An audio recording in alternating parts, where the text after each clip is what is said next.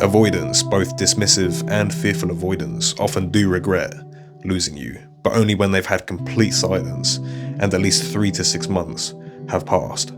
Avoidants process things slowly. We call that delayed reaction. They don't heal like everyone else. They don't sit there and reflect like everyone else.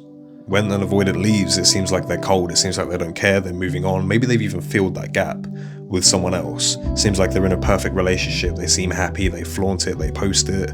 That's all just a facade. That's them trying to cover up what's really going on inside. Avoidants typically don't understand what they've lost until they lose complete access to you. That's why when you go into no contact, when you focus on yourself, ironically, that is what brings them back. The last thing an avoidant is thinking about when they leave you is that you'll move on, is that you'll no longer care, that you won't be your own priority. The only thing they can think about is their fear and anxiety that they're running from, not because of you, but because of trauma. I have to be honest with you though, regret doesn't always mean change. Okay, an avoidant having regret means they regret their actions. Maybe they regret the way that they made you feel. It doesn't necessarily mean that they regret leaving. Some avoidants are incapable of taking the amount of accountability that makes them sit and reflect on their actions, on how they respond in certain situations within relationships. And to be honest, the best thing for you and your well-being is to focus on moving on, because ironically, that is exactly what usually brings them back, because they see you moving on, they feel you detaching, and that's not why they left. They didn't leave you because the love wasn't real, because they didn't want you. They left because of anxiety and fear.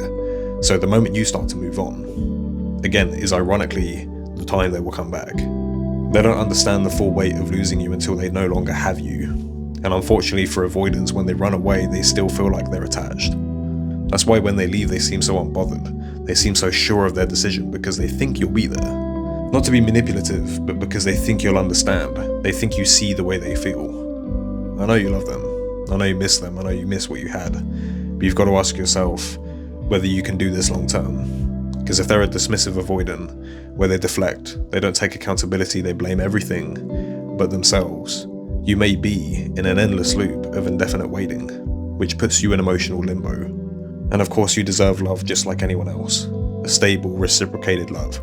So in this time of high emotions, of feeling lost, of feeling like you've lost everything you care about, ask yourself what is best for you. They may return, they often do, but it doesn't mean they're right for you. And if they are, great, but make sure they do the work. I really hope this was helpful to someone. If it was, please consider subscribing. If you have any questions, if you have a comment you want to leave behind, please leave it below. I'll try to answer every single one of you. Just look after yourself because you are the priority.